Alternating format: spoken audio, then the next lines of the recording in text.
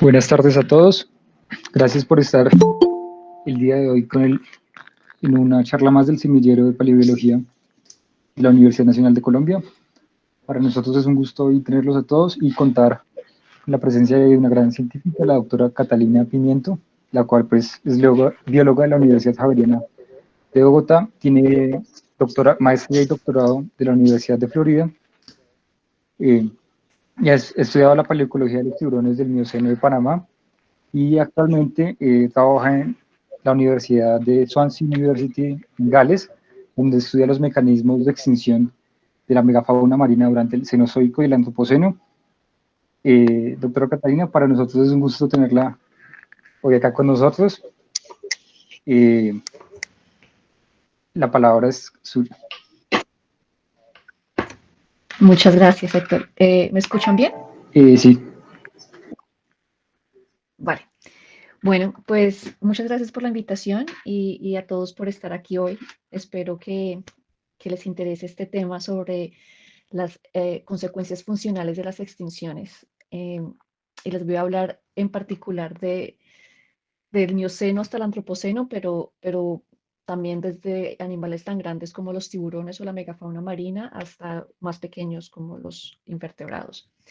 Entonces, quisiera empezar por hablar de la megafauna marina en el Plioceno, pero primero por la destrucción del hábitat, porque sorprendentemente es la destrucción del hábitat el, mm, la amenaza número uno a la diversidad, más que el calentamiento global o que la polución, es la destrucción del hábitat. Y esto ha sido cierto también a lo largo del tiempo geológico. Muchas extinciones se han asociado a la destrucción del hábitat, asociada a su vez a cambios en el nivel del mar. Después de la última extinción masiva, hace 66 millones de años, los cambios de nivel del mar más grande que han tenido lugar han sido en el Plioceno y en el Pleistoceno, y esto es algo que es muy bien sabido. Nosotros no hicimos estas curvas, como pueden ver, desde el 2005, y se han estudiado por mucho tiempo los cambios en el nivel del mar, y como pueden ver en esta gráfica, no puedo indicar, donde está indicado con azul, pues los cambios en el nivel del mar en los últimos 5 millones de años han sido bastante dramáticos.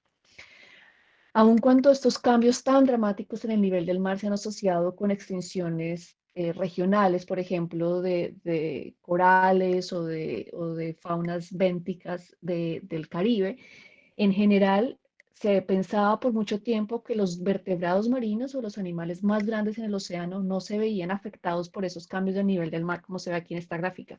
Aquí muestran cómo ha cambiado dramáticamente el nivel del mar en la parte de abajo de la gráfica, y en la parte de arriba, como aún así muchas especies grandes de vertebrados siguieron viviendo sin problema. Sin embargo, pues sabemos que muchos animales sí se extinguieron más o menos en ese periodo. Yo pasé muchísimo tiempo tratando de entender la extinción de uno de ellos, que es el megalodón, el tiburón más grande que ha existido. Pero además del megalodón, también hay otros organismos, otras especies que se extinguieron alrededor de ese tiempo, como especies de tortugas marinas gigantes, de pingüinos, el perezoso acuático gigante. Y hay un caso muy clásico, que es que muchas ballenas o cetáceos, y cetáceos en general, se redujeron a más o menos hace tiempo. Entonces, pues como les decía, yo estaba muy interesada en entender por qué, cómo y cuándo se extinguió Megalodón.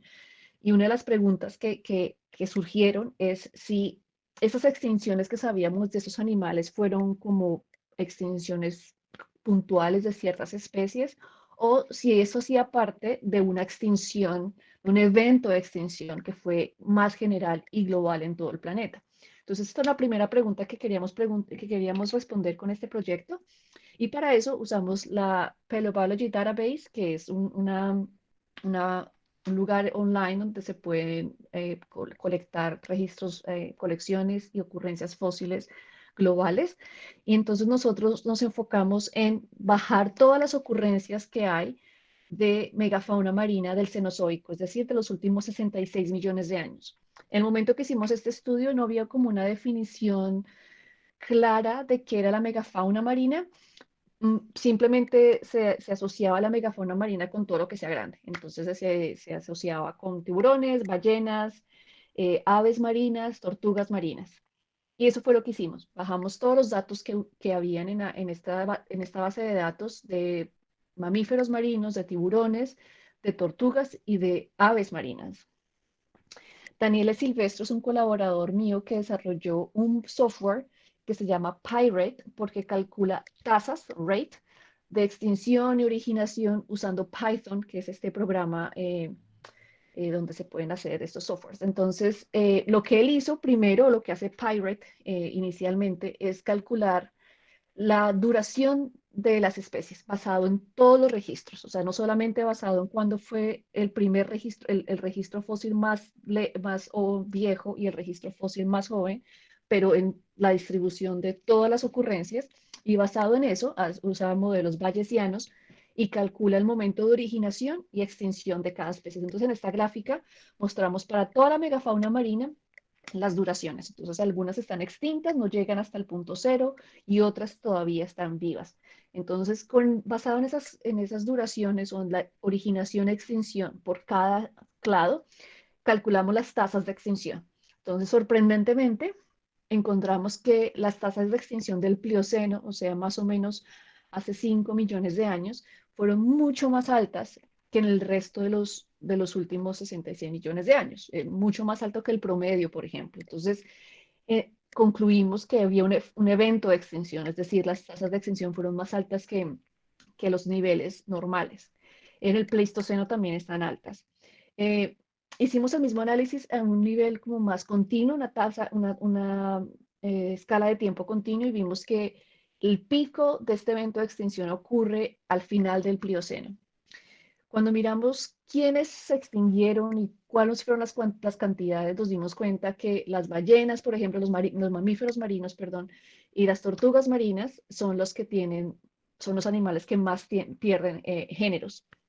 Y bueno, luego las aves marinas y por último los tiburones. Pero en total, cuando combinamos toda esa megafauna marina, concluimos que se perdió más o menos el 33% de los géneros, es decir, pues un tercio de los géneros de megafauna marina se extinguieron en este momento. Entonces, concluimos que sí había un efecto, perdón, un evento de extinción. En esta gráfica mostramos en estas barras, en azul oscuro, la proporción de géneros que se extinguieron, que están asociados con los hábitats costeros, que lo usan de alguna u otra forma, y en azul clarito, los que están asociados, los que no están asociados con hábitats costeros. Y de ahora en adelante me voy a enfocar en la gran mayoría de los que están habitando los hábitats costeros, porque pues empecé la charla hablando de destrucción del hábitat, ¿no? Entonces, y cambios de nivel del mar, entonces queríamos ver cómo fueron las consecuencias funcionales de esta extinción en estos hábitats costeros. Entonces, este concepto de diversidad funcional es uno que es muy ampliamente usado en ecología moderna y consiste en que uno tiene un grupo de especies, uno toma ciertas medidas, estas medidas tienen que estar relacionadas con la función de los animales en el ecosistema. Por ejemplo, sabemos que tamaño es una característica que tiene mucho que ver con la función, porque si uno es grande, come mucho y es esa función que cumple en el ecosistema. Si uno es pequeño, si uno vive en las partes, en el fondo del océano o en la columna del océano, si uno vive en la costa o más afuera de la costa, y así, eso determina la función que cumplen los animales en los ecosistemas. Entonces, se miden esas características, traits, y se crea como una matriz de distancias, es decir, qué especies son más parecidas a las unas a las otras basados en esas distancias y se crea, esas distancias se convierten en coordenadas y se crea como un espacio, lo vamos a llamar el espacio funcional. Entonces, en ecología lo que usan es este volumen de este espacio funcional, se llama la riqueza funcional. Y pues si no tiene dos comunidades o dos comunidades en dos momentos diferentes, antes y después de una extinción, por ejemplo, o de algún disturbio, uno puede calcular el cambio que hay o la falta de sobrelape que hay entre un espacio y otro, y así ve como qué tanto se cambió. Por ejemplo, en este ejemplo, se ve que lo rojo, o sea, si todo esto es una sola comunidad y lo azul es antes y lo de rojo es después, pues entonces se corrió un poco y hubo como el sobrelape cambió. Entonces yo quería usar esta metodología, pero hasta ese momento no había sido usada en, en- en fósiles, entonces pues fue un proceso muy largo, pues como de tratar de incorporarlo. La gente que trabaja más en esto está en la Universidad de Montpellier en Francia, entonces nos fuimos para allá, hablamos con ellos, les dijimos, bueno, yo les dije esto es lo que quiero hacer, así lo estoy haciendo, ¿qué les parece? Entonces ahí más o menos como que la metodología se condensó y se solidificó y entonces la aplicamos a la megafauna marina. Entonces cogimos nuestro grupo de especies del Plioceno, que es donde creemos que pasó la extinción, y el Pleistoceno, que es después de la extinción, del evento de extinción que fue más importante.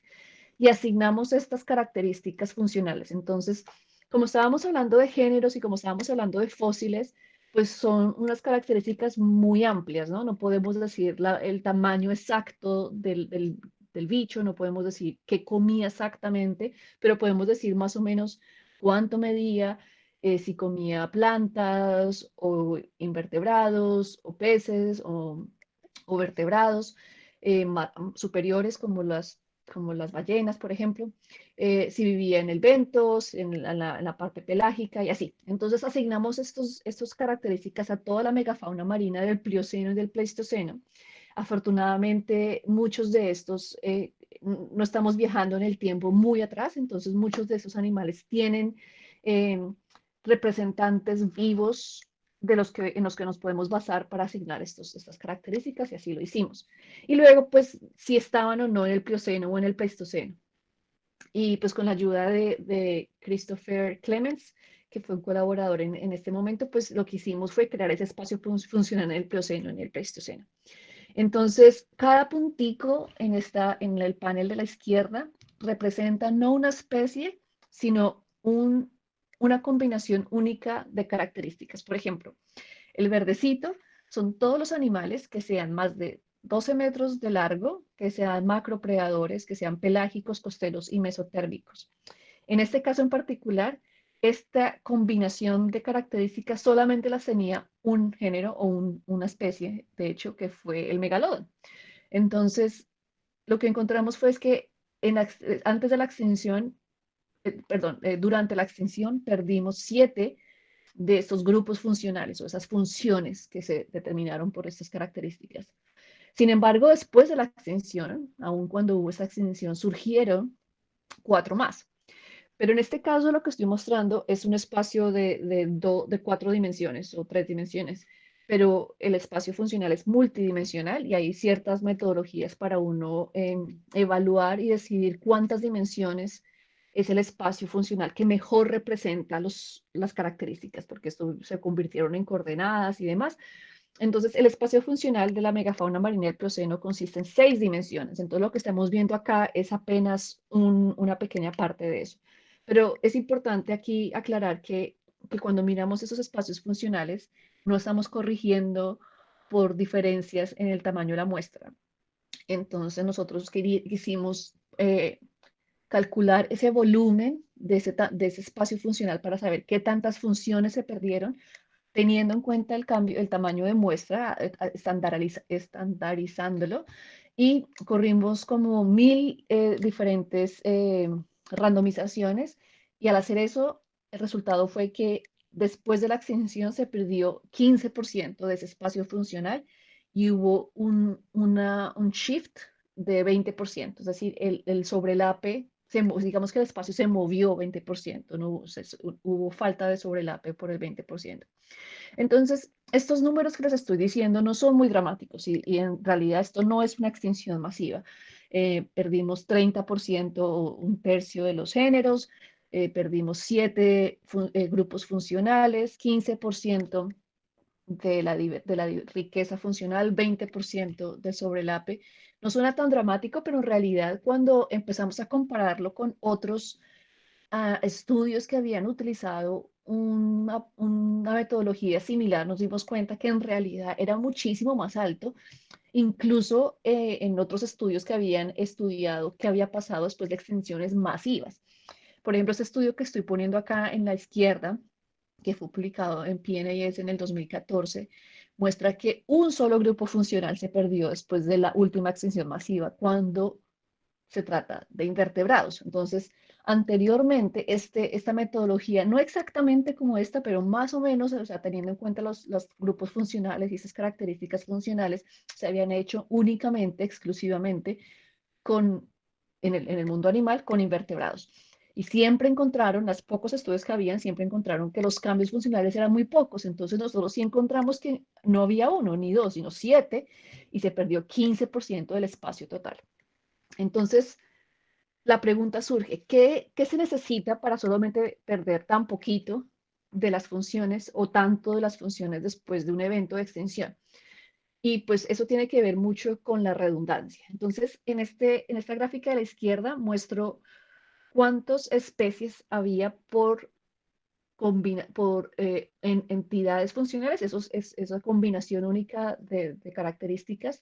Y como podemos ver, la mayoría de la megafauna marina es solamente una o dos especies por entidad funcional o por esas combinaciones. Y tiene sentido, ¿no? No podemos tener 10.000 especies de ballenas, tenemos 10.000 especies de insectos o algo así, pero no podemos tener tantas especies porque son animales muy grandes que ocupan mucho espacio, que se mueven mucho y pues tienen funciones muy específicas y por lo mismo son especies muy únicas. Como les había contado antes, solamente el megalodón es el que ocupa esa función de más de 12 metros, macropredador, bla, bla, bla, bla, bla, bla. Entonces, ¿qué se necesita para que no pasara una cosa de esas como las que pasó con la megafauna marina, sino que pasara lo que pasó con los invertebrados, que fue que después de una extinción masiva se perdió solamente una función? Pues una cosa es un rango amplio de funciones, animales que viven arriba, abajo, pequeños, grandes, comen esto, comen lo otro, pero también redundancia. Muchas especies con las mismas funciones o por lo menos con funciones muy parecidas. Porque si tenemos este escenario de la derecha, que es muy redundante, hay muchas especies por cada cajita, o sea, la cajita verde, no, gris, gris clarita, sería la entidad funcional o esos grupos que están determinados por las combinaciones de las características, y los más oscuros son las especies. Entonces, si hay un evento de extinción, ¡boom!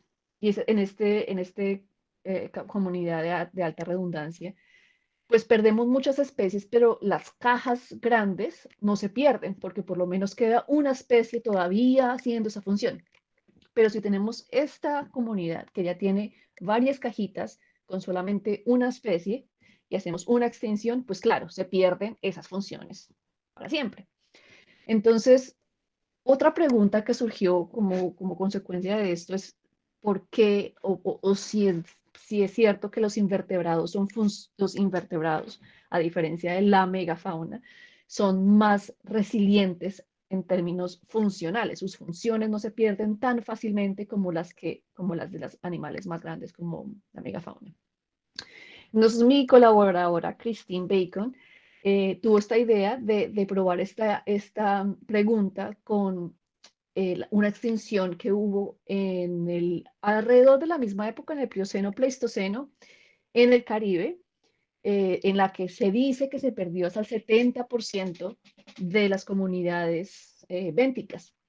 Y esto es una extinción que ha sido muy bien documentada porque ha sido asociada con la formación del Istmo de Panamá. Entonces, pues se sabe hay muchísima información sobre esta extinción.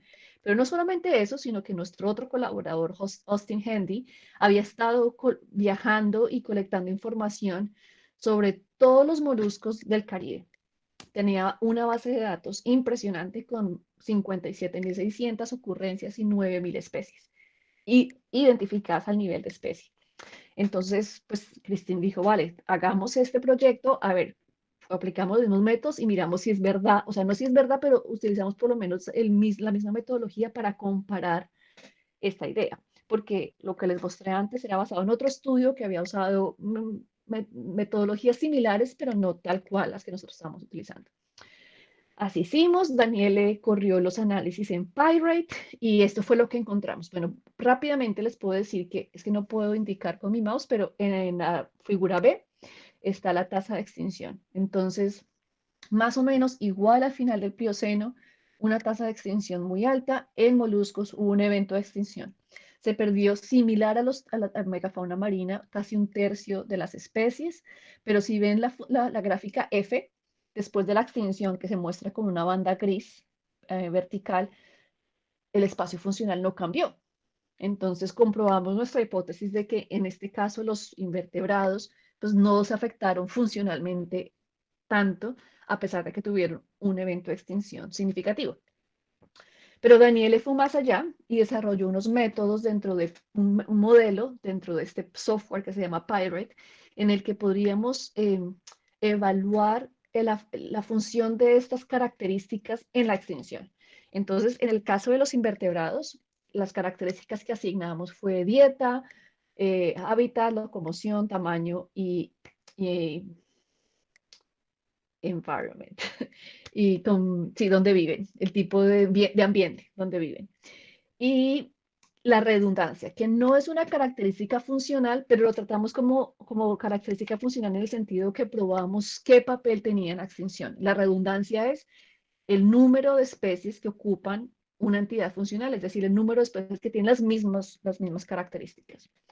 Y encontramos que en esta extinción en particular es muy interesante, de hecho el paper fue aceptado esta semana, eh, las especies que son redundantes eran las que tenían más chances de extinguirse. Es decir, este evento de extinción de moluscos en el Caribe no afectó las funciones ecológicas de estas comunidades porque los que se extinguieron eran las especies que se parecían entre sí.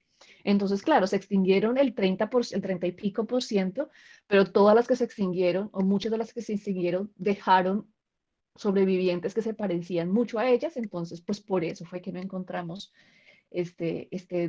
un cambio dramático o significativo en el número de funciones que se perdieron, lo cual fue bastante interesante. Además de la redundancia, también encontramos una señal en el tamaño y en el ambiente. Y bueno, no voy a hablar de eso porque es un poco fuera de este tema. Pero pues cuando comparamos una extinción regional de moluscos en el Caribe y una extinción global de megafauna, podemos decir que aun cuando hubo más o menos el mismo número la misma proporción o la misma intensidad de pérdida de especies, pues las diferencias en diversidad funcional fueron mucho más altas en la megafauna marina y creemos que eso tiene mucho que ver con la redundancia, con que la megafauna marina es muy única y los moluscos son muy redundantes. Entonces, la redundancia funcional es muy importante para determinar cuáles son las consecuencias de las extinciones en los ecosistemas marinos. Pero bueno, si sabemos que una de las cosas que aprendimos con esto de la megafauna marina es que es muy vulnerable, porque como son tan únicas, pues si hay un evento de extinción, pues baila, están ya de por sí intrínsecamente vulnerables. Entonces, ¿qué causó esta extinción? Acuérdense que empezamos a hablar de estos cambios a nivel del mar, ¿no?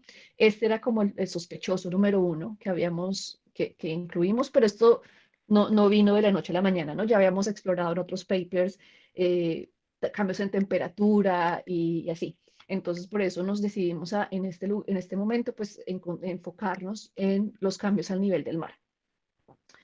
Entonces, mi colaboradora Sara Varela, en el Museo de Historia Natural de Berlín, lo que hizo fue coger estas curvas que son de nivel del mar, así como ven en la parte de abajo, dice nivel del mar en metros. Ella cogió estas curvas y las convirtió en cambios en área. Entonces, para eso ella tomó mapas del mundo en los últimos 5 millones de años, calculó la profundidad, seleccionó solamente las partes del mar que son en el área nerítica o en el área costera, más de 200 metros de profundidad, que son los que se verían más afectados por el nivel del mar, y calculó el área total. Y esto fue lo que encontramos. Esto es área en el eje Y y tiempo en el eje X. Y encontramos que el área en el Plioceno estaba muy bien, oscilaba un poquito y de repente en el Plioceno tardío, ¡boom!, se redujo dramáticamente.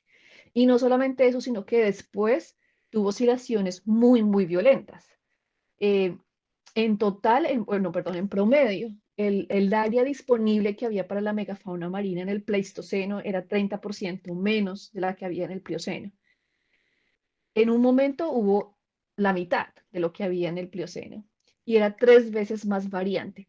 Eso es un poco confuso porque cuando uno piensa en área, uno piensa y en área costera, es como difícil imaginárselo, pero si ustedes se imaginan cuando están en la playa y están, digamos, en San Andrés o algo así, y se meten al mar y caminan y caminan y caminan y caminan y el agua sigue pandita, pandita, pandita.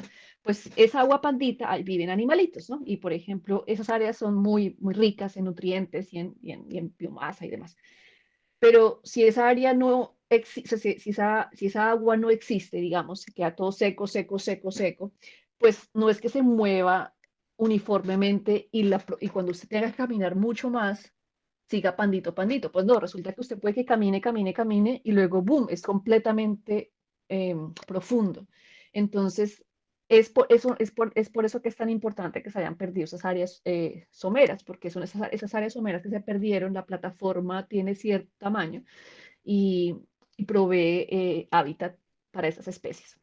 Los hábitats costeros, como vuelvo y repito, proveen mucho alimento para los animales. Por ejemplo, un tiburón blanco que es un depredador grande, que uno se imaginará que puede vivir en muchas partes del mundo y es verdad, pero pues se alimenta cerca a la costa, ¿no? No, no, cuando digo en la costa no es ahí pegadito a la playa, pero pues sí en profundidades no tan altas, porque pues esas profundidades muy altas pues son como desérticas. Entonces, mi colaborador, que también es mi pareja, John Griffin, él también hizo unos análisis de modelos generalizados para saber cuál de las características estaban más asociadas con la extinción. Y entre todas las traits que asignamos a la megafauna marina, encontramos que termorregulación era la que estaba más asociada con la extinción de la megafauna marina. En lo de los moluscos vimos que era tamaño y dieta, pero en este caso es termorregulación. Y en este caso, los endotermos y mesotermos son los que eran más proclives a extinguirse. Y los poiquilotermos, ¿no? Entonces, los endotermos y los mesotermos son aquellos animales, bueno, los endotermos son los de sangre caliente como nosotros, ¿no? Entonces, las ballenas, el oso polar, no sé qué. Los mesotermos son como, por ejemplo, el tiburón blanco o algunas tortugas que son capaces de regular la temperatura interna de ciertos órganos, de los órganos más importantes, por ejemplo, el cerebro, el estómago y así. Entonces, estos animales eran los que tenían más probabilidades de extinguirse. En cambio, los poiquilotermos o los ectotermos, que no regulan la temperatura de su cuerpo, que tienen la temperatura del ambiente, esos casi no se extinguieron. Entonces, esto corroboró nuestra hipótesis de que la destrucción del hábitat tuvo mucho que ver en esta extinción, porque los homeotérmicos, esos animales, para mantener su temperatura constante, tienen que comer bastante, mucho más que los poiquilotermos, porque tienen unas demandas energéticas muy altas, entonces por eso es que tienen que comer muchísimo. Y pues como tienen que encontrar suficiente comida, pues una reducción en el hábitat definitivamente que los va a afectar y los puede llevar a la extinción, porque no van a encontrar suficiente comida, porque no está el espacio costero suficiente para eso. Entonces, bueno, esta fue la conclusión de este artículo que fue publicado en el 2017 y la lección más importante fue pues que la megafauna marina es muy vulnerable. Hasta ese momento se pensaba que la megafauna marina que tenemos en los océanos hoy en día, pues es una megafauna marina que nosotros heredamos pristina y ahora la estamos llevando a la extinción, pero en realidad esta fauna ya había pasado por una extinción hace 2 millones de años, más o menos, porque el final del Plioceno fue hace 3 millones de años, más o menos. Eh, y digamos que si no existiéramos los humanos, debería estar recuperándose después de este evento de extinción. Pero pues sabemos que no es el caso. No se está recuperando y estamos pasando por una sexta extinción masiva y esto ha sido muy ampliamente documentado en la literatura y especialmente los animales grandes se están extinguiendo en nuestros océanos. Entonces nosotros queríamos saber cuáles van a ser las consecuencias de esta nueva extinción, que puede ser masiva, a diferencia de la del Plioceno, en las funciones ecológicas, en la diversidad funcional de la megafauna marina.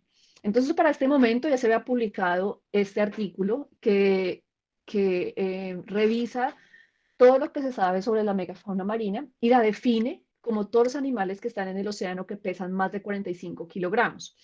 Entonces, en este caso ya no eran solamente ballenas, tiburones y tortugas, sino que es cualquiera que sea más de 45 kilogramos. Entonces, se salieron muchas aves, pero se incluyeron moluscos, como por ejemplo el calamar gigante y así.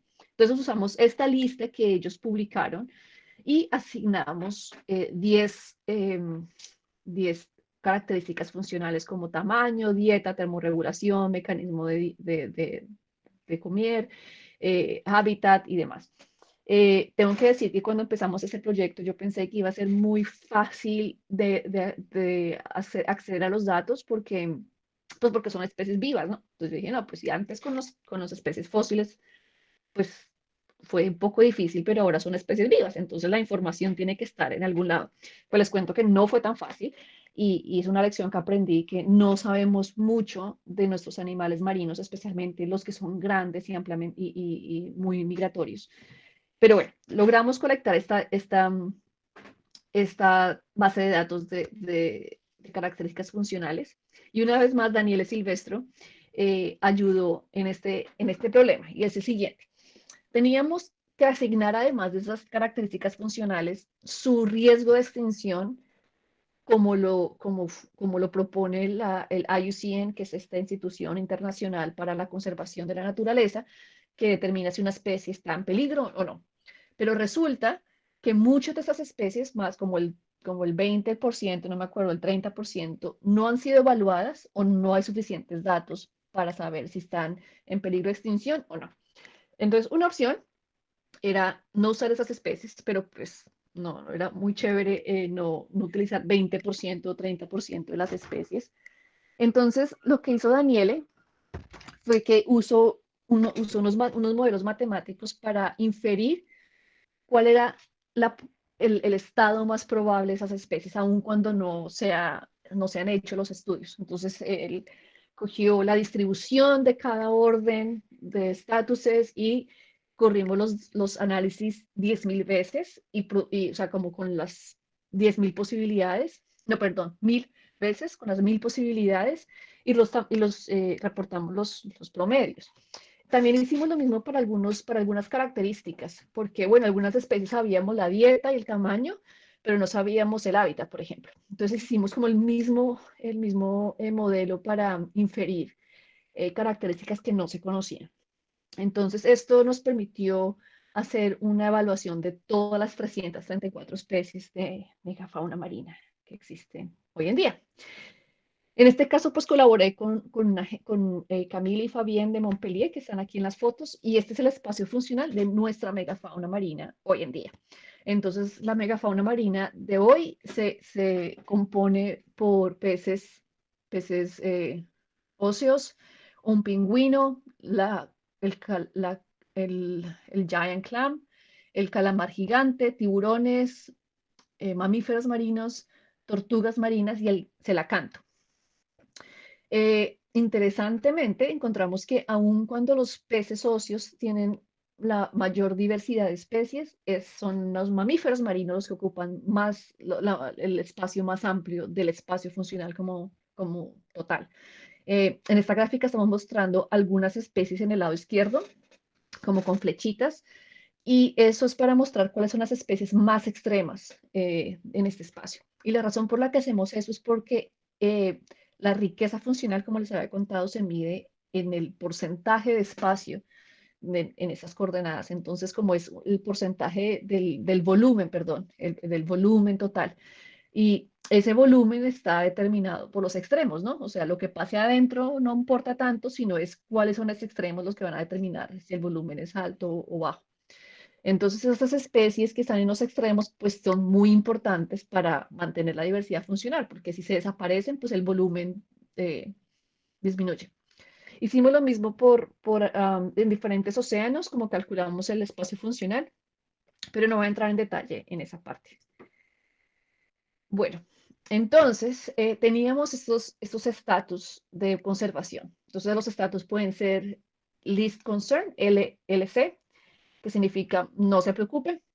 Puede ser NT, Near Threatened, que es como ya casi está en peligro. Luego sigue vulnerable, VU, luego endanger, en peligro. Critical endangered, o sea que está críticamente en peligro de extinción y extinto. Entonces, extintos no los usamos. Eh, pero han habido varios, de hecho, estudios últimamente que han traducido estos estatus en probabilidades de extinción. Por ejemplo, si una especie es critical endangered, está CR, que es la más alta, está críticamente en peligro de extinción, tiene una probabilidad de extinguirse en su totalidad, de extinguirse en 100 años, una probabilidad de 100%. Pero si es una especie que es vulnerable, eh, sería más como del 15% y así. Bueno, no estoy leyendo muy bien esta gráfica, pero cada uno de estos estatus se puede convertir en estas probabilidades y que están asociadas al tiempo, ¿no? Digamos, en 50 años no se va a perder ninguna de las especies ni que son least concern o near threatened, pero se pueden perder un 2% de las especies que son vulnerables y así. Entonces hicimos esto, traducimos todos en probabilidades y esto fue lo que encontramos cuando calculamos lo que va a pasar en los próximos 100 años. Entonces utilizamos dos escenarios. Uno es el que llamamos IUCN 100, que es usando esas probabilidades en los próximos 100 años, o sea, qué va a pasar probabilísticamente en los próximos 100 años, asumiendo que todo sigue tal cual, ¿no? Que no hay conservación y que tampoco se está empeorando, no se está empeorando la situación, que es como el status quo. Y el otro escenario es asumiendo que todas las especies que están hoy en día en peligro, o sea, vulnerable, endangered, critical endangered, se extinguen. Entonces corrimos estas simulaciones y encontramos que si se sigue el status quo y nada cambia de aquí a los próximos 100 años, podríamos perder más o menos 20% de las especies, de la diversidad de la megafauna marina. Pero si todas las especies que están extintas, que están en peligro de extinción, se extinguieran, perderíamos como el 40%, o sea, es mucho más alto de lo que perdimos en el Plioceno. Um, Luego miramos el espacio, el volumen de ese espacio funcional y encontramos que en 100 años podríamos perder algo así como el 10% del espacio funcional, pero si todas las especies que están en peligro se extinguieran, perderíamos casi la mitad del espacio, de las funciones. Perderíamos casi la mitad de las funciones que estas especies cumplen en los ecosistemas marinos. Y el violín que está detrás en gris muestra las simulaciones que hicimos aleatoriamente. Y lo que encontramos aquí es que los cambios que encontramos de 50%, de una pérdida del 50%, si todas las especies se extinguen, es mucho más alto de lo que se espera por puro chance. Entonces, esto quiere decir que estamos particularmente eh, poniendo en peligro funciones muy importantes para mantener la diversidad funcional, por eso estamos perdiendo tanto. Y en el panel C estamos mostrando eso sí no sé cómo decir en español, uniqueness, la functional uniqueness, vamos a dejarlo así. Y esto mide la redundancia. Entonces, es lo mismo de cuántas especies hay haciendo lo mismo, pero en este paper, en vez de mirar cuántas especies tienen una combinación única de características, lo que hicimos fue cuántas especies están juntas en este espacio funcional. Entonces, cuántos punticos tienen muchos punticos al lado o cuáles punticos están solitos. Entonces, los que están solos son únicos y los que están juntos en pequeños clusters, pues son redundantes. Y lo que encontramos es que en el escenario en que todas las especies que están en peligro si se extinguieran, pues se incrementaría ese uniqueness, qué tan únicas son las especies y la redundancia bajaría mucho, haciéndolas mucho más vulnerables. Eh, Hicimos lo mismo por grupo taxonómico, incluyendo los 3 grupos más importantes que son las ballenas, los tiburones y los peces, y encontramos que los tiburones son los que están más en la olla porque aún en el escenario de los 100 próximos años, son las especies que más perderían, a pesar de que no van a perder tantas especies, se perderían muchísimas funciones. y se volvería mucho más único ese espacio funcional y habría menos redundancia. Y ya esto se había sugerido antes que los tiburones que están siendo eh, particularmente afectados por la extinción que estamos teniendo hoy en día, pues son tiburones que cumplen funciones muy particulares y muy específicas y por eso tenemos esa pérdida. Hicimos lo mismo en diferentes océanos, pero como les digo, no voy a entrar en detalle acá porque pues ya se está como alargando la cosa. Entonces solamente quiero terminar con mostrarles que este estudio no termina ahí como en esa forma como tan depresiva, aunque pues sí, es depresivo, el futuro no se ve muy alentador, pero lo que hicimos también fue proponer una nueva métrica de conservación que combina las características principales del espacio funcional, es decir, el functional uniqueness, que es lo que les decía, que si los punticos están pegados unos a otros o no, entre menos pegados tengan punticos, si es una especie y estoy en un puntico en ese espacio y soy sola, pues soy muy importante. Si tengo muchos otros puntos alrededor mío, no soy tan importante.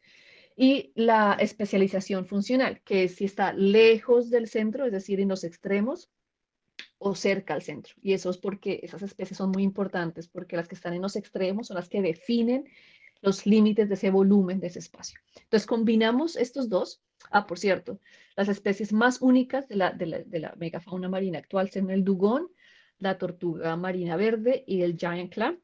Y bueno, de las especies más especializadas funcionalmente, tenemos algunas focas que no me sé los nombres comunes, pero ya los puedo decir después cuando mire el paper. Entonces combinamos estos dos índices que determinan las contribuciones de las especies a los espacios funcionales, eh, haciendo referencia a las especies más importantes, los combinamos con el nivel de riesgo de hoy en día. Entonces, si una especie es importante para mantener el espacio funcional y al mismo tiempo está en peligro, pues va a estar en el top de nuestra prioridad. Y este índice lo llamamos FUSE, Functionally Unique, Specialized and Endangered. Y fue inspirado en otro índice que se llama EDGE, que es Functional, Evolutionary Distinct, que es basado en lo distinto que las especies son filogenéticamente. Entonces, en nuestro FUSE encontramos que la tortuga, el dugón, la nutria marina, giant clam son las especies más importantes para conservar hoy en día porque son las especies que mantienen la diversidad funcional de la megafauna como un todo y que además están en peligro de extinción. Y a la derecha muestro algunos condrictios, tiburones y rayas, porque repetimos estos análisis, pero teniendo en cuenta solo animales que eran 100% marinos. Porque pues aquí, como se pueden dar cuenta, hay muchos mamíferos marinos, porque los mamíferos marinos pues son los raros del paseo. Ellos son los que tienen los bebés en el hielo o van a la tierra, respiran aire, entonces pues obviamente van a sobresalir como los más importantes. Entonces repetimos esto con especies enteramente marinas y el tiburón ballena, la mantarraya diablo, supongo que se dirá así, y el tiburón blanco son los más importantes. Entonces en este estudio proponemos pues esta nueva métrica, pues para que se tenga en cuenta para priorizar los esfuerzos de conservación si queremos preservar funciones más allá de especies. Y bueno, este proyecto sigue. Queremos a una estudiante de maestría que va a empezar con nosotros este semestre, va a empezar a hacer unos mapas de estos nuevos índices para ver cuáles son los lugares calientes y los lugares fríos de esta diversidad funcional, es decir, cuáles son los espacios, los lugares que más necesitan atención. Y queremos empezar a no, a compararlo con otros índices de conservación que existen, como por ejemplo el que ya les mencioné, el de Evolutionary Distinctiveness, porque pues uno puede proponer muchos índices, pero pues la idea sería que estuviera como a la par con otros, pero que también pudiéramos identificar qué hace este índice importante o cuáles son las áreas del mundo en los que los dos índices se sobrelapan. Por ejemplo, encontramos que en el Pacífico, esto es súper preliminar, que en el Pacífico de Sudamérica, por ejemplo, tenemos tanto especies Fuse como especies Edge. Entonces, pues también sería aún más un área para priorizar y eso es lo que estamos trabajando ahora. Y yo creo que con eso ya, bueno, y solamente para mostrarles que queremos hacer esto con muchas más especies, lo estamos haciendo como esta combinación de probar los dos índices con tiburones, pero pues también tenemos gente trabajando con palmas, con mamíferos, con ranas, y pues quién sabe qué venga más adelante. Estamos como en búsqueda de más proyectos y de gente que quiera trabajar con nosotros, que tenga base de datos o que pueda colectar una base de datos de estas características y pueda correr estos análisis para ver cómo es el caso en otras especies. Y yo creo que con esto ya me despido y si siguen ahí, podría tomar cualquier pregunta. Listo, muchísimas gracias por esta excelente presentación. Eh, las preguntas entonces las pueden ir haciendo en el chat. Lo de la supernova.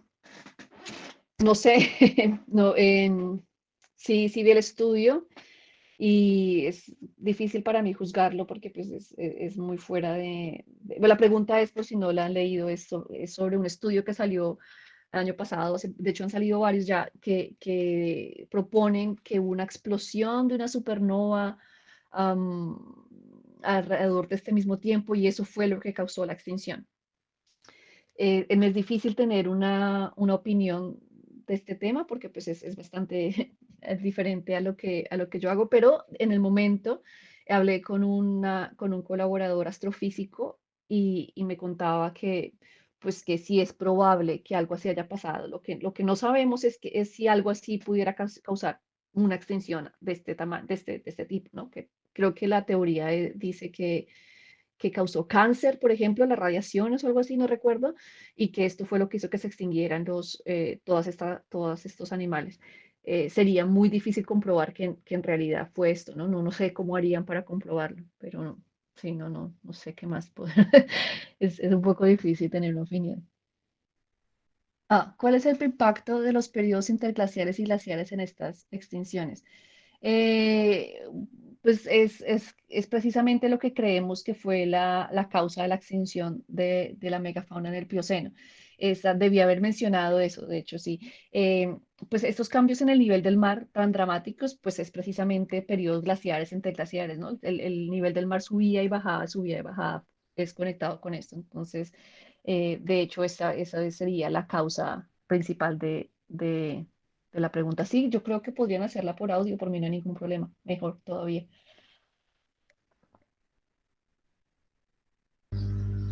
Hola. Sí, Hola. bueno, yo fui la que pregunté si podía intervenir por audio, creo que es más fácil. Bueno, yo no soy bióloga, pero tengo una pregunta también pues relacionada al tema de extinciones de megafauna en el cuaternario. Sé que hay un poco como de controversia con el tema de extinción de megafauna terrestre, por ejemplo, para el caso del mamut, que creo que pues como que no se establece todavía si en realidad fueron causas asociadas, bueno, que digamos, bueno, en tu charla encuentro relación en varias cosas, como, no sé, por ejemplo, las condiciones biológicas pues, de estos animales tan grandes hace que de cierta manera sean más vulnerables a extinguirse, pues porque, no sé, su metabolismo puede que sea más lento, la tasa de reproducción más lenta o no estén ampliamente distribuidos. Eh, por ejemplo, para el caso de la extinción del mamut, pues digamos que podría explicarse que digamos que estas condiciones intrínsecas de estos mamíferos pudieran haber ocasionado pues su extinción, digamos como un primer golpe, aparte de las condiciones climáticas cambiantes de los periodos glaciares e interglaciares, pero también se considera como una teoría alternativa que la presencia humana, pues cuando sí, los humanos prehistóricos empezaron a cazarlos, también pudo haber ocasionado la extinción. Entonces, como que no creo o no entiendo muy bien si esta causa está totalmente establecida o definida y que es como pues también comparable pues como al tema que tú estás mencionando para megafauna, pues megafauna marina, como que hay una combinación. O sea, quiero saber si es como una combinación de los efectos pues, de la actividad humana que están como alterando eh, el hábitat de sí, de estas especies, pero a la vez como que hay condiciones intrínsecas que tampoco los favorecen. Es como si es comparable más o menos a lo que pasó también con la megafauna terrestre. No es muy comparable en Ujú. el sentido de que bueno, fue otro momento y fueron otras condiciones. Tengo entendido bueno, sí, lo que dices también es mi percepción, que han habido bastantes hipótesis al respecto, que van desde cambio climático hasta humanos, no cambiando el hábitat, sino directamente cazando Sí, estos sí, sí. animales. Ujú. Y bueno, creo que cada año sale un paper diferente con más información. No, no es mi área, la parte terrestre, y no, que yo sepa, no he visto que hayan mirado um, o que hayan concluido que hay una característica intrínseca que yo sepa, pero Ok, no, no es mi lugar, sí, para decir más de esto, pero pues sí, es parecido en el sentido de que son animales grandes y ujú, de que ocurrió en los periodos interglaciares. ok. ¿Sabes si se han llevado estudios como esos a partir de las funciones en la gran mortandad del Pérmico? Del Pérmico creo que no. Creo que los que se han hecho han sido más en el Cretácico terciario, en el Cretácico Paleoceno, pero no, creo que en el Pérmico no, no han habido. De los que yo conozco, no. Tendría que revisar, pero creo que no, no se ha hecho. Eh, es difícil porque entonces me imagino que va a ser mucho más difícil hacer algo así en el tiempo geológico más profundo, porque entonces hay que asignar estas características, ¿no? Entonces, digamos que se podría saber el tamaño y la dieta, pero pues más de pronto el hábitat, pero no se podrían asignar muchas otras características. Supongo que sería posible con los expertos. Ahí, Manuel Páez Reyes pregunta sobre el levantamiento del Istmo de Panamá en el Plioceno y el cambio del régimen de nutrientes no tuvo ningún papel en la extinción de organismos marinos en el Caribe. Eh, pues nosotros encontramos, estamos hablando de los invertebrados, ¿no? Encontramos que la profundidad, nuestros características eran dieta, locomoción, hábitat y, y profundidad. Y no encontramos o sea, por ejemplo, para decir que los nutrientes eran los que estaban causando esta extinción, a estudios previos habían encontrado que los animales de cierta dieta, los que comían de suspension feeders, los que comían partículas en el mar, en vez de los que depredaban directamente, eran los que tenían más chances de extinguirse y nosotros no encontramos ninguna señal en dieta. Eh, entonces encontramos resultados muy diferentes y pues creemos que aun cuando puede ser porque nosotros estamos usando un rango geográfico mucho más amplio, no, esos estudios previos fueron hechos en Panamá y en Costa Rica y nosotros estamos usando todo el Caribe y usamos también otros métodos y una resolución diferente. Entonces no sabemos hasta qué punto nuestras diferencias tengan que ver con eso, pero no encontramos ninguna asociación de dieta, que sería lo que nos indicaría que los nutrientes tuvieron algo que ver con esta extinción.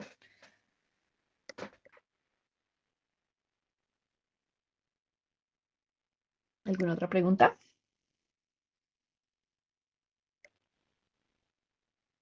A ver, dice, yo soy del área de informática y ya tuve la oportunidad de trabajar en un proyecto de recolección de datos sobre diferentes animales y plantas. ¿De qué manera podríamos ayudar mi equipo y yo en su proyecto? Am, pues si alguien está interesado, me puede mandar un correo.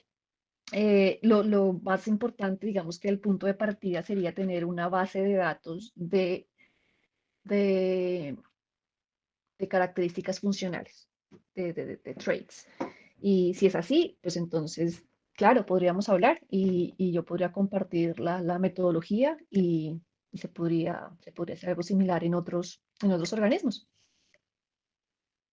Uno de los mecanismos propuestos para las extinciones de Plioceno o Pleistoceno podrían ser los cambios en temperatura y por eso los menos afectados fueron los poiquilotermos. Sin embargo, en los análisis de riesgo de extinción futuro se ve que este grupo es uno de los que está más en riesgo. ¿A qué se debe esta diferencia? Los mecanismos de extinción del Plioceno Pleistoceno fueron distintos. Sí, excelente pregunta. Sí, tenemos una situación muy diferente hoy en día. Entonces, es difícil comparar el pasado con el presente o el futuro porque en el presente, en el futuro tenemos los humanos y nosotros somos los que estamos causando las extinciones y no existíamos antes. Entonces, eso pues cambia la cosa. Entonces, digamos que en la ausencia de humanos, entonces los tiburones no estarían tan afectados, porque ya vimos que la temperatura no los afecta tanto y tampoco los cambios en el nivel del mar. Pero como estamos los humanos ahora, pues las cosas cambiaron y ahora los tiburones son los que están más en peligro, porque nosotros estamos sobrepescando, por ejemplo, animales grandes. Cuando los tiburones grandes, por ejemplo, entre el grupo de los tiburones, son los tiburones grandes los que están más en peligro. Y la destrucción del hábitat, por ejemplo, por la que estamos pasando hoy en día, también afecta específicamente a las costeras, porque son las áreas costeras donde viven los humanos. Y así, entonces, sí, las condiciones son muy diferentes, en los mecanismos del Plioceno y del Pleistoceno son muy diferentes a los actuales y del futuro. ¿Alguna otra pregunta?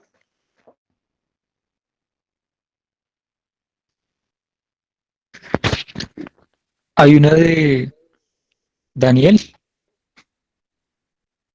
Daniel. Dice, buenas tardes, tengo una pregunta. He leído que el megalodón se extinguió debido a la escasez de presas y el enfriamiento del agua. Pero entonces, ¿por qué especies de ballenas como Levia- Leviatán, Melville también se extinguieron? Gracias. Ah, sí. Bueno, la extinción del megalodón debido a escasez de presas, sí, pero no al enfriamiento del agua. Nosotros hicimos un estudio en el 2018 en el que hicimos unos modelos de distribución y comprobamos o mostramos evidencia de que este animal no se veía afectado por la temperatura. Podía vivir en aguas frías, en aguas calientes sin ningún problema. Y las simulaciones que hicimos en las que el agua se enfriaba no afectaban su distribución. Y eso pues era de esperarse porque es un animal que se asume o se infiere que es mesotérmico, que puede controlar su temperatura interna al menos en cierto nivel, como el tiburón blanco hoy en día, y el tiburón blanco pues puede vivir en muchas aguas, incluso aguas frías. Eh, entonces, especies de ballenas, sí, entonces las especies que se extinguieron al mismo tiempo del megalodón, pues fueron parte de esa megafauna marina.